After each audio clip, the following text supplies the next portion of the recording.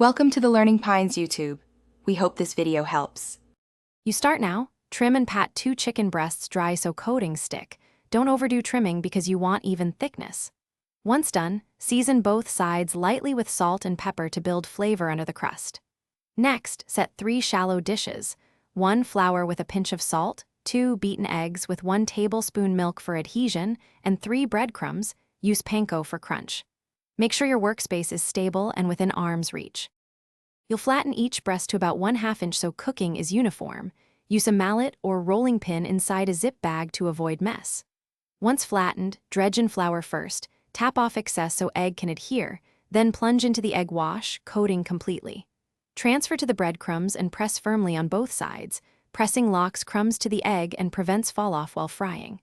After coating, let the breasts rest for 5 minutes so the bind sets. This step prevents. You'll heat about 1/4 cup of oil in a skillet until shimmering but not smoking so the crust crisps. Then cook each breast 4 to 5 minutes per side depending on thickness.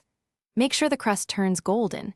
If the outside browns too fast, lower heat and finish in a 350 degrees oven until internal temperature reads 165 degrees F. Once done, rest on a wire rack to keep crisp. If crumbs get soggy, raise oil temperature slightly and always drain on a rack. Thanks for watching. Consider subscribing if we helped you.